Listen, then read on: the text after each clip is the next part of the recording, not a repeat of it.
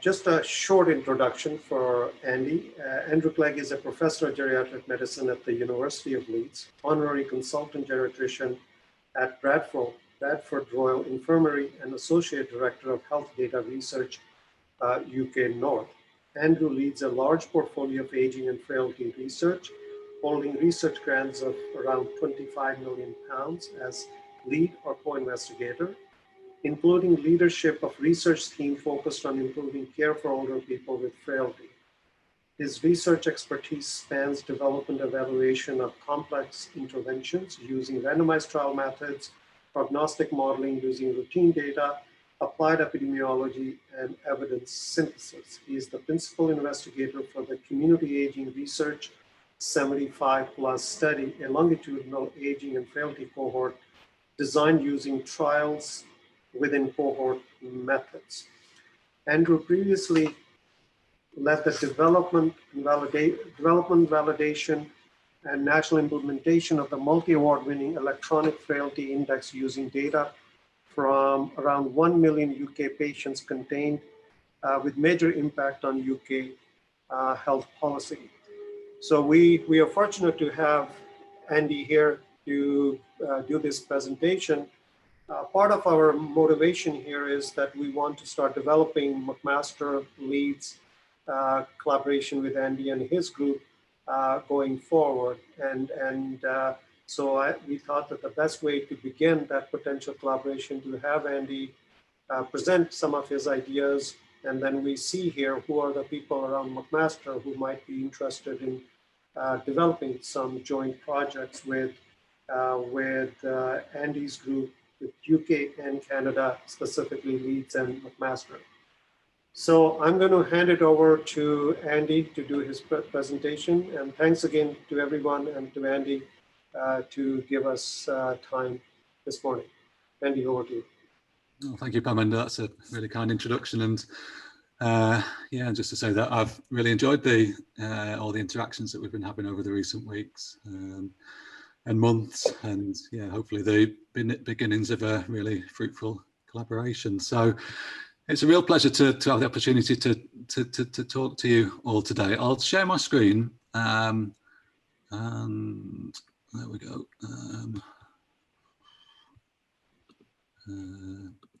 So hopefully, does that come up? We can see it. We can see it. Okay. I'll just minimize, there we go, just minimize the video. So, I mean, the broad, I suppose the broad talk today is looking and focusing on evidence-based care for older people with frailty.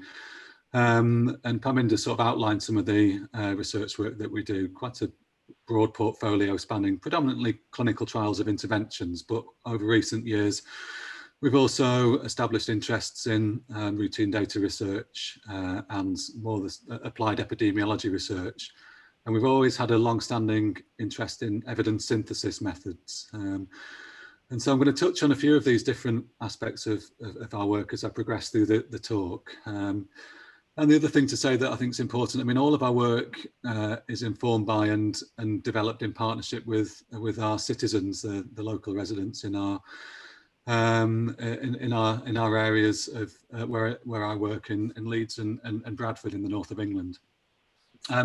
So I thought, first of all, I just let's see, just orientate people a little bit to where Leeds is. I mean, some of you will know the UK quite well.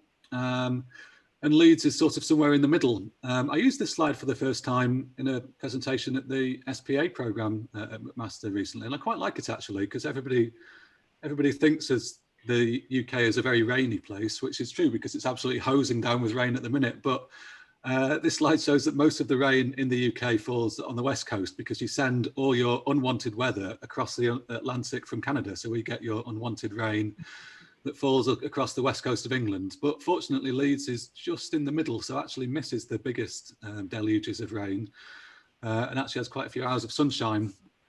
And I actually live myself it's about 10 miles northwest of Leeds in a little town called Ilkley. So this is Ilkley Moor. On the date of the Tour de France came through Ilkley a few years ago, and it's a really wonderful day. But just to give you a bit of a sense of the geography of the area, where I live and where I do my work, our little town of Oakley is just over the hill, just down that hill, just there. So this is the cyclist coming up a pretty brutal incline, actually. Where we live is quite a hilly part of England, so some of the climbs are pretty brutal, but a nice part of the world to live. So this is what we're all aiming to do in terms of the research work that I think all of us are focusing on in different ways, sort of building evidence-based systems of care for older people, both older people who remain relatively healthy in later life, around sort of the healthy aging agenda and developing evidence around that. And much of that is to improve quality of life in older age, but also to try to reduce the development of conditions like frailty. And also we have a research focus on people who have developed frailty in later life, trying to prevent that from progressing over time. So that's really the focus of research, certainly for our institute, in terms of trying to build evidence-based systems of care. The work that we do is very applied. It's very applied research, focusing on healthcare systems and interventions to improve outcomes.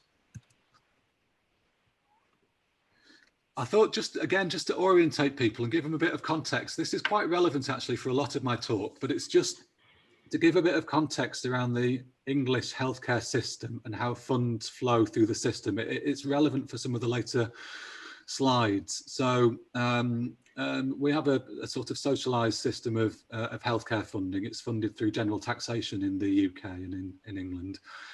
So in the UK, Parliament assigns around £131 billion of resource to the Department of Health and Social Care, who then allocate healthcare expenditure. Some of that goes to sort of public health expenditure, but the majority goes to an organisation called NHS England. And NHS England commission healthcare services across the UK. So we've got a very centralised model of healthcare in this country. And actually the majority of expenditure then is passed on to these clinical commissioning groups, which are local and regional groups of organisations that commission services like urgent and emergency hospital care, elective care, mental health, etc.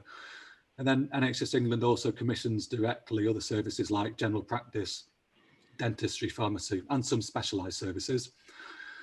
Social care funding flows slightly differently, actually. That goes straight from central government to what are called local authorities. So a local authority is the city of Bradford, where I do my clinical work, has its own local authority. Leeds, next door, has a separate local authority. And these local authorities commission a wide range of things, but that includes social care services. So just to give you a sense around how the healthcare system in the UK is organised. And actually the bedrock of care in this country is primary care, which is mainly delivered through general practitioners, so what you might call family doctors, and they are the main gatekeepers to secondary care services. And the vast majority of patient contact in the National Health Service, the English National Health Service, occurs in primary care, 90% of contacts, whereas general practice obtains about 10% of NHS funding. And the other thing that's relevant is that every single practice in the country has an established electronic medical record, and has done since the mid-1990s, actually, most of them. And there are only a very small number of system suppliers. Again, this will become obvious why it's relevant as I progress through my talk. And then also geriatric medicine's a big specialty in the UK, with the largest hospital specialty generally vying with cardiology, but it's a big specialty. And so we have quite a lot of influence in terms of national policy. And we also have a very well-established role of a national clinical director for older people that's based at NHS England as this organisation that commissions healthcare services. So that's how health and social care is organised in the UK, and it's relevant for some of the slides as I progress through the talk. Now then, thinking about frailty is a condition that's gained more and more traction over recent years in this country particularly. And part of that comes through, I mean, we know that frailty is hugely important at an individual level. So the lived experience of older people living with frailty is hugely important. And obviously for the families and carers that are around older people living with frailty. But alongside that, it has important implications thinking from a health and care policy perspective. So if you look at older people living who are fit compared to people with mild, moderate and severe frailty, increasing frailty generally means that, that people account for increasing costs, and those costs increase across the acute sector, so secondary care, and also primary care, social care, community care and mental health.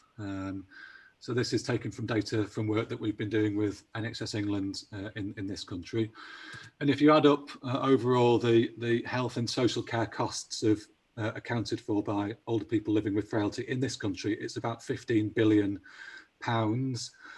probably looking at something like 10% of health expenditure is accounted for by older people living with frailty. So it's important from a wider societal perspective alongside that individual perspective. And the thing is that over the years, probably over the last 10, 15, 20 or so years, there's been a growing evidence base for interventions that can actually improve outcomes, important outcomes for older people living with frailty. So these are some of the effect estimates taken from systematic reviews and meta-analyses of landmark papers that have been published in the last 10 years or so. And so different interventions like group-based education can increase the likelihood of living at home. Falls prevention, reduce falls, exercise programs improve function, comprehensive geriatric assessment, which is a specialist multidisciplinary approach to assessment and management of older people's care, can reduce likelihood of admission to nursing home and reduce fall events. This can be provided both in the community and in hospital with improved outcomes, and things like community-based post-discharge care can reduce the readmission of older people to hospital and reduce the likelihood of nursing home admissions. When you look at the individual trials that have comprised these meta-analyses, the trial populations, they're not fitter older people for these sorts of trials. They are older people that are sitting on a spectrum of frailty, older people with mild to moderate to severe levels of frailty. And that's quite an important thing to recognise. But I think it's also fair to say, both in the UK and probably my understanding internationally, is that it's not common to see these sorts of interventions widely implemented in practice. So there's this big gap between what we know from the research literature and what is happening in routine practice.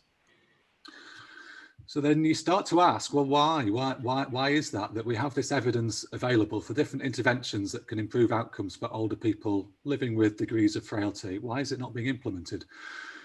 These are what, from sort of my work over the last 5-10 years or so, are some of the key barriers that we've been starting to try and address, certainly in the UK, in terms of trying to implement new models of care for people with frailty. One big barrier has been the lack of a common language around frailty, and also a framework for implementation. That's been a big gap. I'll go through these barriers in a bit more detail over the coming slides. One big difficulty has been the absence of methods for identifying frailty efficiently at scale. And there's been a big difficulty, possibly the biggest difficulty, I think, is the fact that the evidence that we have is imperfect. And there has been a bit of a disconnect between research understanding and health and care policy. And I'll go through these things in a bit more detail over the next few slides. So we've been doing quite a lot of work over recent years to try to develop a common language around frailty and also a framework for implementation of interventions. I very deliberately haven't gone back to the sort of research-based definitions of frailty, because if I'm honest, I think over the years they've been part of the problem to some extent. I mean, there've been various debates over the years in the frailty research community around what frailty is, definitions of frailty, whether it represents, say, a syndrome or a state condition. And although there have been important discussions for the research community, I think they have actually, to some extent, made it more difficult to move forward with some of the implementation type work, because it's been difficult, I think, for clinicians and policymakers to engage with that sort of conversation. So the big push that we've been having over recent years is to try to place the language of frailty more in the language of policymakers, and describing frailty just simply as a long-term condition, similar to, for example, diabetes, COPD, hypertension, but a long-term condition that supports population health management for older people. And if we start to think about frailty on this spectrum, so older people can be fit in later life. You can be aged 85 years and remain pretty fit. You can be aged 65 years but have quite advanced frailty.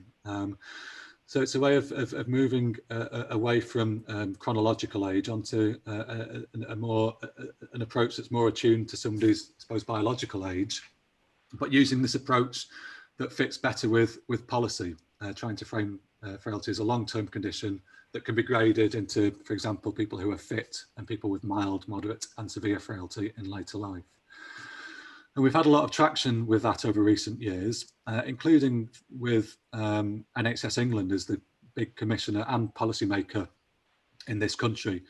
Again, largely through this role that we have in England around a national clinical director for older people, who did a huge amount of work to try to place frailty in the language of policymakers and outside of the traditional research language. And so trying to use frailty to develop a population health management framework. Some of you will be familiar with population health management principles, others may not. But at its heart, it's not that complicated, really. It's just a way of trying to identify subpopulations of people who may need different sorts of interventions. And frailty lends itself very well to that sort of approach. And again, this is the sort of language that people understand in terms of commissioning and policy. So, I mean, some of you would be familiar with this sort of tiered approach, typically in a sort of Kaiser triangle that you present, where relatively healthy people, you might take an approach based around health promotion. People with sort of low complexity may take an approach around supported self-management, moving through to sort of disease management approaches and case management for people with the highest needs. On the right-hand side, it's a bit more complex, but the real point it's trying to make is that there are some populations that cut across those different tiers that may need particular approaches, and also making sure that we take a focus not just on the sort of health aspects, but also on the sort of socioeconomic factors that drive health and care needs in later life, and some of the behavioural factors and also environmental factors. So making sure that we keep a focus on those different elements.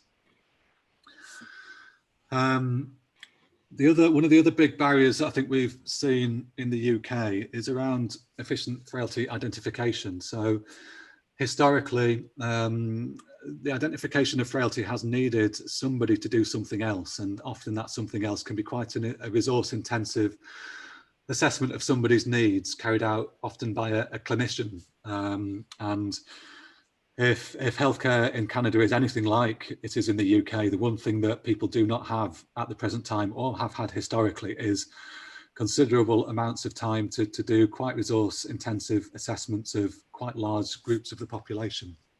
So we saw this as a big gap, which was really the thinking behind our development of our electronic frailty index tool that we developed in the UK. So this work has had quite big impact in terms of health policy in this country. So I thought I'd just talk you through the work that we did. So we saw this as the problem, that we've got this growing evidence base for interventions that we can provide for older people with frailty. There are issues around the language and the frameworks for implementation, but a big problem was that we didn't have efficient methods of identifying frailty. So what we did is we took a very well-established theoretical model of frailty. We built on Ken Rockwood's work, which many of you will know. Ken Rockwood as a colleague geriatrician at Dalhousie University. So Ken has developed a very well-established theoretical model of frailty called the cumulative deficit model, which basically identifies frailty on the basis of the accumulation of a range of what are called deficits. So small problems that add up to cause what we would see in routine practice as frailty. Goes beyond the conventional comorbidity model to look at things like clinical signs, symptoms, diseases, disabilities, and impairments. Has historically mainly sat as a research tool for large epidemiological studies, but we saw that we could take the theoretical approach and replicate it using routinely available primary care electronic health record data. And also taking advantage of the fact that, as I mentioned earlier, in the UK, there are just 4 providers of these electronic health record systems, and every general practice in the UK is on an electronic medical record. So we worked with about 1 million anonymised records drawn from 2 very big data sets in this country to develop our electronic frailty index. And basically what we did is we put together 36 deficit variables that comprise our electronic frailty index. And they go beyond diseases. So they include clinical signs, like, for example, tremor would be included, symptoms like dizziness, breathlessness, etc. Diseases are obviously included, but also disabilities and impairments. So things like activity limitation, mobility problems, problems with transferring, requirement for care, visual impairment, hearing impairment, etc. So it goes quite broad in terms of its inclusion of different domains. And it's quite neat because it's a very simple approach that we calculate an EFI score as a very simple unweighted proportion or equally weighted proportion of the number of deficits that somebody has currently in the health record, so existing data divided by the total possible. So if somebody was flagged up as having 9 out of these 36 deficits in their health record based entirely on existing data, their EFI score would be 0.25, 9/36. So quite a simple approach. This was some of the validation results. So we did the initial internal validation using about 500,000 patient records. These are adjusted, age and sex adjusted estimates, looking at people with mild, moderate and severe frailty.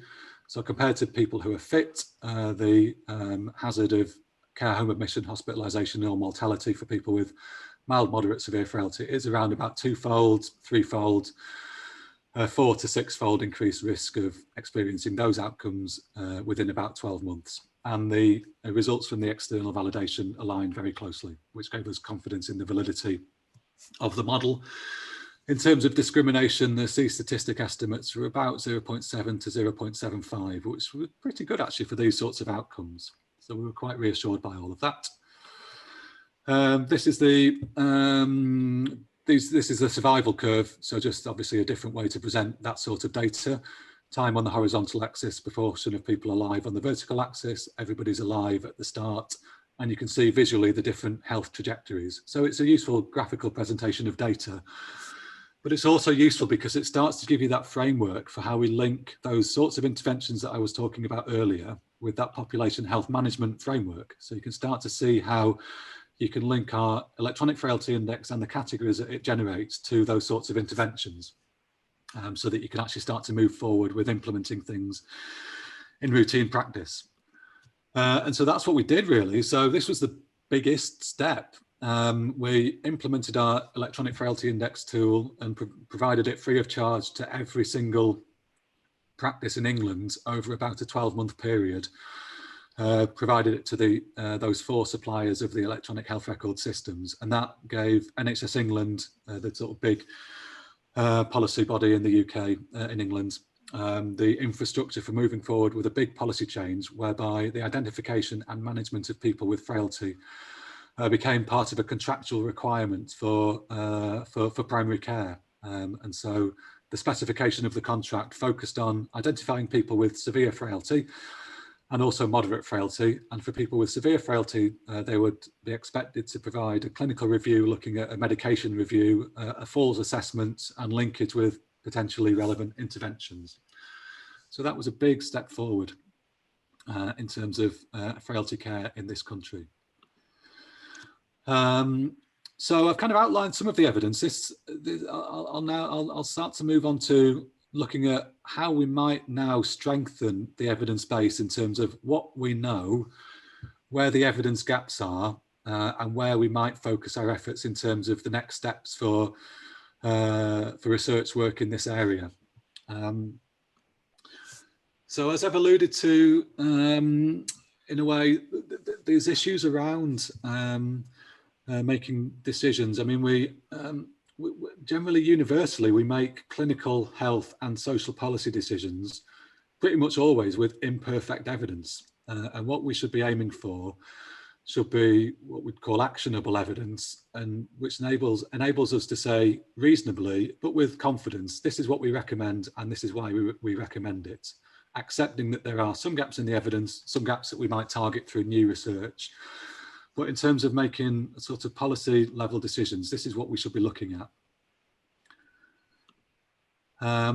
In terms of strengthening the evidence base, we're currently engaged in it's a major piece of work, a huge piece of work, a big systematic review and network meta-analysis of community-based complex interventions for older people, stratified by frailty. So I'll just touch on this a little bit. So I suspect most people in the audience will be familiar with a kind of standard meta-analysis. So that's where you do a systematic review, you identify, for example, randomized trials of community-based interventions that you're interested in, and then you will synthesize that evidence from individual trials and you'll present a summary estimate.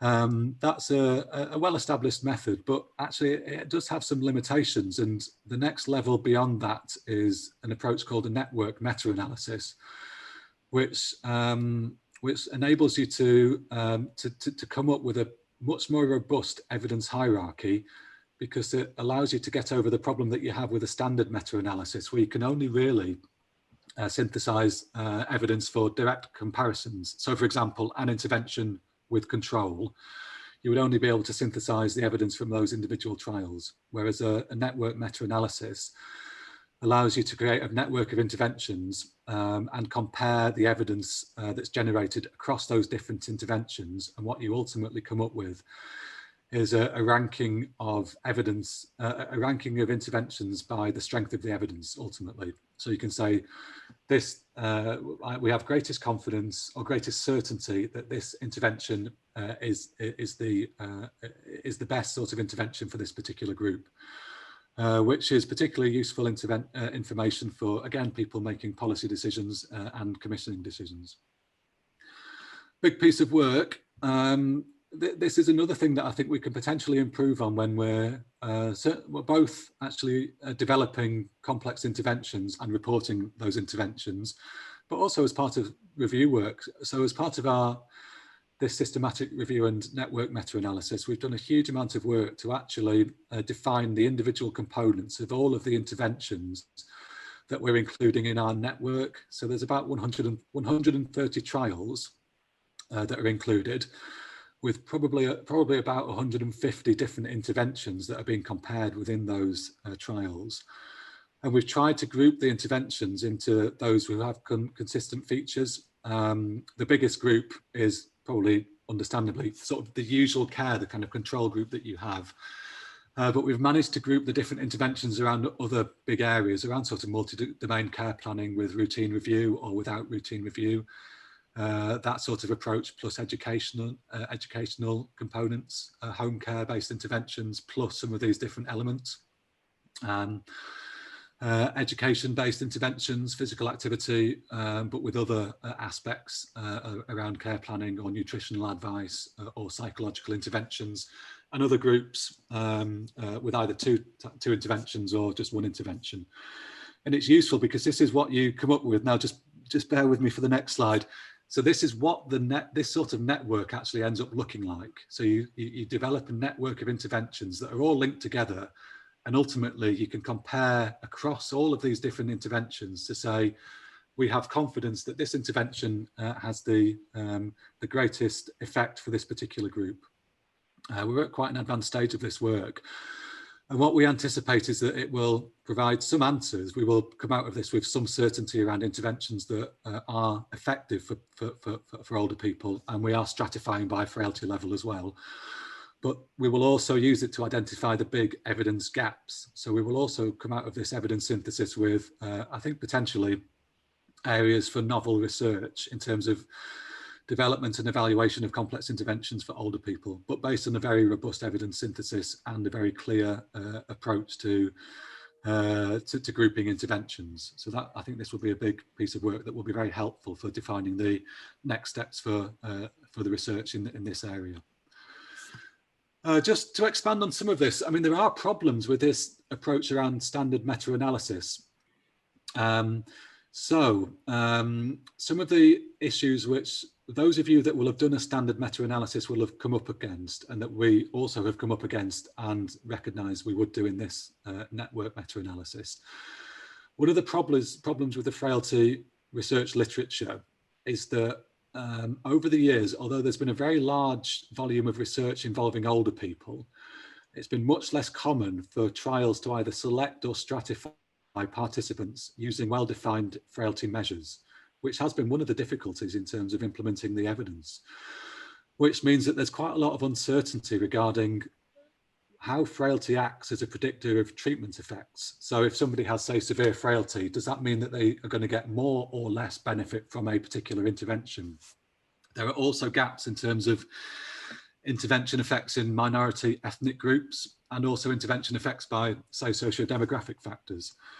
So one big area that we see for future research, and that Parminder and myself have been having some very interesting discussions both between ourselves but also with colleagues globally, is around what I think we collectively see as part of the future in this area, which is around individual participant data meta-analysis. So this I think would be a huge step forward, because this is going from using the published effect estimates, the sort of aggregate estimates that are presented in trial reports, moving from using that those estimates to inform a meta-analysis, to actually trying to gather together the original trial data from trialists and synthesize the original trial data into one essentially overarching data set, in which you can then start to investigate some of these problems in more detail. So for example, going back to Ken Rockwood's cumulative deficit model of frailty, if you look at most of the trials that are done involving older people, even though they don't include standardized frailty measures, they're pretty consistent in collecting things like comorbidity scores, measures of cognition, measures of independence, and then also alongside that, ethnicity measures. Even if they're not reported in the trial report, they may still also be collected in the original trial data, and sometimes socio-demographic data. And so if you have that information in the original trials, if you synthesize together the original trial data, you can start to look at some of these problems in greater detail. So how does frailty predict treatment effects for these sorts of complex interventions? The big difficulty in terms of individual participant data meta-analysis, one is the resource required. I mean, we've done systematic reviews using standard methods, just kind of using the resource available within our research unit. And I'm sure many of you have as well, but to do, well, a network meta-analysis that I just presented, that actually needs quite a lot of additional resource and statistical input. And also, but to do an IPD meta-analysis needs a huge amount of time and resource. And also to actually establish a global collaborative of trialists in this area, because it obviously relies on the individual trialists to provide their data for this sort of work. So again, that's something that Parminder and myself, along with others globally, are just starting to set the groundwork for, and that I think we're very optimistic might be a big step forward in terms of the research agenda in this area. Just a couple of our trials just to finish off with. I mean, the bedrock of our research unit is around clinical trials. So we've got two big multi-site trials that we're running at the moment. One is our personalised care planning for older people with frailty trial, where we're identifying older people in the community using our electronic frailty index, and then they're being visited by it's a worker who works with a voluntary sector organisation. So an organisation called Age UK, but really the focus of this is trying to move away from a medical model of care for people living with frailty, more towards a socially orientated measure of frailty. So a multi-site trial, individually randomised trial, about 1,300 participants we're aiming for. Main outcome measure is the short form 36, a health questionnaire looking at physical and mental health related quality of life. We'll also be nesting a health economic evaluation and a detailed process evaluation. So we're about to kick off with this trial after a successful feasibility study, which recruited about 400 participants. So this is going to be a big piece of work that will keep us occupied over the next 12 months or so. Well, actually longer than that, 2 years or so. And we also have a big trial that we're just coming to the end of now. So a home-based extended rehabilitation for older people trial. So this is providing a home-based exercise intervention for older people with frailty after they've been discharged from hospital following an admission with either a medical illness or a fall or fracture. Nearing the end, targets about 750 participants, and we're now up to about 700 participants. So not too long to go with this trial. It's delayed because of COVID. We had to pause recruitment for about 9 months in the end, but we've got up and going again with this. So again, the main outcome for this trial is the SF36, but looking at the physical component summary score, but again with a linked process and economic evaluation. And this is just starting to think about how we might translate this evidence into a population health management framework that I see really is a bit of a jigsaw, actually. So you can take this approach around population health management, sort of identifying subpopulations of older people based on their level of frailty, and just try and populate this framework with different interventions based on what we know now and what hopefully we'll know through ongoing trials, through new trials that people may have ideas about well, amongst yourselves, that we may have ideas about amongst our research group, or that we might want to work up collectively, that we might be able to focus on in terms of novel evidence synthesis work. But very much seeing it as a jigsaw that we look to populate in terms of the growing evidence base, but also trying to work with policymakers and commissioners throughout this so that we can start to implement what we do know at the current time. So I think it's a really interesting area in which to work in both a clinical perspective in terms of my clinical work, but also obviously in terms of academic work and also policy related research. So again, back to what we are thinking about and what we're aiming to do is around just building these evidence-based systems of care for older people, but we can potentially do that using frailty as a useful framework. So that's everything from me. I think I've hopefully stopped the screen sharing. I don't know if people have got any. Yes, you stopped it. Thanks, Andy. I think we will open up floor for a few questions, but I just wanted to say that right after the question and answer session is wrapped up, we will have a facilitated breakout sessions where we will consider some of these questions that might be of relevance to us here and what type of collaborations we want to see with Andy and his colleagues from the UK. So does anybody have any questions or comments for Andy before we go into small groups? I have a question. Yeah. Hi. Is it Andrew or Andy? What do you prefer? Don't mind. Andy normally. Thanks for that talk. Really interesting. I had a question. I missed a little bit of the beginning of your talk, but one of the things that always gets me about frailty is how do you define it, right? There's all of these different types of measures for frailty. So which one would you choose? Like if you talk about your approach for public health, how do we screen for frailty? What measure do we use? Is it really more than, could we just use physical function? Yeah, it's a good question. So there's probably, I'll try and keep the answer as targeted as I can. I mean, so I mentioned in the talk that there are the sort of academic definitions and sort of what you'd see as the research standard models of frailty that people would typically talk about. The phenotype model based on the 5 clinical characteristics of weight loss, exhaustion, low energy expenditure, slow walking speed and grip strength. That would be one way of identifying frailty. And the other sort of research standard way would be probably using Ken Rockwood's cumulative deficit approach. The difficulty with each of those is that historically they're not really suited to routine practice in terms of identifying people for intervention. Certainly if you're thinking about sort of screening population or case finding, and I think that takes us more into the realms of the sort of the simpler instruments. I think it's important to think of how you can use an instrument not just to say either dichotomize into frailty or no frailty, but try to identify gradations of frailty.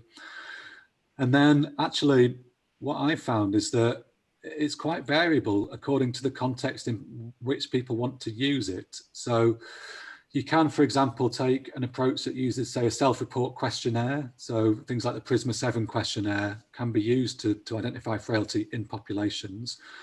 You can take approaches that use simple measures like walking speed, so just measuring somebody's walking speed to identify frailty and grade it.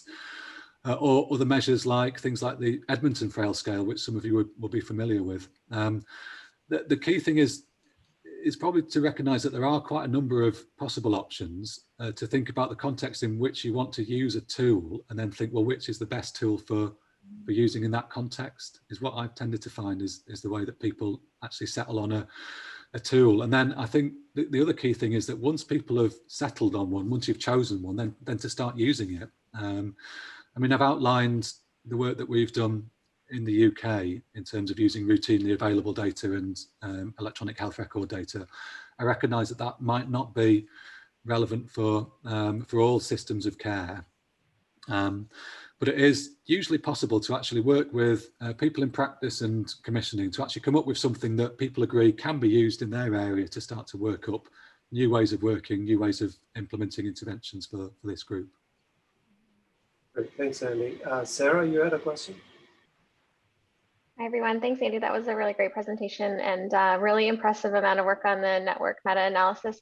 Just thinking about your question about implementation, and that's really my area of interest. And I'm just wondering if there is any opportunity, probably as a secondary piece, because it sounds like you're pretty far along on that already, but to start to use what you've already done in that network meta-analysis to tease out some of the implementation characteristics, knowing that they're all trials, but are there certain signals that you can start to pull out with that data set around like the types of the characteristics of some pieces around the context of where the trials were done, who's delivering the trials, like some of those pieces that might be consistent across different intervention types, but maybe may start to tell us a little bit about how to implement these things. Yeah, absolutely. I mean, we've focused on the effectiveness angle at this moment, but we haven't at the moment gone down that line. We've talked about things like sort of realist reviews of the literature, so looking at sort of what works for whom, why, and how, etc. But that's something that I think would be eminently achievable and of real interest, actually. So again, that might be something that could think about in terms of next steps potentially. I'd be interested to talk about that. Great. Michelle? Hi there, Michelle Coe. I'm from Rehabilitation Science, and I really enjoyed your talk. One of the things that I'm an ICU physiotherapist, and one of my colleagues in the United States has started to look at transitions in frailty. And I'm curious if you're able to look at a population-based level, whether or not people have either improvements or reductions in frailty over time. Because it sounds like your work would be really cool to capture people longitudinally and then identify interventions to see if you can improve or help people at least maintain their frailty status. Yeah, it's a really good question. I mean, there has been some work done around sort of frailty transitions, and we're actually potentially planning some work looking at that. There has been some, but not a huge amount actually. I mean, the general message is that that frailty on average gradually gets slowly worse, although there are some people in whom it improves actually, and some people where it's sort of sustained and sort of maintained at a particular level, which does give you it sort of opens up those additional questions that you've asked, which I actually think are some of the key questions. So where should we be targeting these interventions? Who should we be targeting for these interventions? And those sorts of questions around sort of transitions or frailty trajectories, I think it's an area that hasn't been hugely researched, and where it hasn't typically been linked to provision of interventions. I've found it's been looking at transitions and trajectories, but not necessarily then sort of the modelling to say, well, if we did this at this time point with this intervention, this is what may happen, that sort of thing. Are there any other questions in the group? I don't see any other hands. There's one of the. I have a question, and I've just pressed something on my screen that Okay, go ahead, Brenda. Thank you. I guess I just have a question about this notion of thinking about the samples that have been done with frailty, and even some of your recent trials, like in terms of thinking about equity, diversity, and inclusion, and population sampling. I guess I'm a bit, or thinking about some of the work that was done by Ken Rockwood, perhaps to develop his frailty, cumulative frailty index in the first place, and who that was done with, and how that perhaps is sort of skewing us to go in a certain direction. I don't know if you have any comments about that, Andy. Yeah, I think that's probably a fair comment, actually. So, I mean, you'll know better than me in terms of the representativeness of the population, because it was largely from the original Canadian study of health and aging that some of the original work was done around the original frailty index work. And it's, I mean, you'll know better than me how representative that population is of the wider Canadian population. I think it's a fair comment, because I know that certainly in the UK, many of our longitudinal population studies are not representative of the wider UK population. We know that. So, so some of the minority ethnic groups are not really represented well in some of our own cohort studies. And you're right. So, so the areas around sort of frailty and minority ethnic groups, there may be big differences, actually. I mean, that's it's a fair comment from obviously an epidemiological perspective, but also from a clinical trial perspective as well, that trials, I mean, trials are not typically representative of older people and frail older people. And then unless trials are specifically designed to actually engage with underrepresented groups, typically they don't join trial populations. So that's where there are big gaps and big areas for future work. Thanks, Andy. There's a question from Dobry. Hi. Well, thank you for taking the time to talk to us. I'm curious what's your stance on the issue of communicating these scores to the individuals. If it was me and somebody told me you're frail, it sounds like a reason for me to stay home and not do anything. So how do you deal with that? Yeah, that's a really good question. Very insightful question. Yeah, it's a very, very sensitive and tricky area. I mean, I think there's a few things to say, I suppose, from my perspective. I mean, we know that one, from some of the work that we've done, but that other people have done in this area, is that that older people would typically reject the term frailty and would see it more in other people than in themselves. We do have evidence to indicate that. We also know that when you use the word frailty, it means different things to different people. So to clinicians, it means something quite different to the wider population. So in terms of the score, presenting the score and the language of frailty, it's a difficult and sensitive area. I mean, I think the actual score that's generated, that in a way, that's not that useful to individuals. So if it comes up with a number, that probably doesn't say very much, actually. It's more it's when you then link that to a diagnosis of, say, moderate frailty or severe frailty, that it gets a little bit more tricky. My view is that when we start to link that to interventions, that's when it gets a little bit easier, because your worry is that the word frailty, severe frailty, can, as you say, to some people mean that it's getting to a phase of life where it might be a sort of downward trajectory. I think that when we start to link frailty to a positive diagnosis, i.e. this is the diagnosis and this means that we will be providing this intervention to hopefully improve things for somebody, that's when it starts to get a little bit easier. And I personally think that there are some parallels with other areas of health around sort of dementia and even things like heart failure and cancer, where we've known going back many years that they're terms that have been rejected by both clinicians and the wider population. But over time, as you start to link positive things to those diagnoses, the actual diagnosis and the language that sits around it becomes easier, I think. So I think we've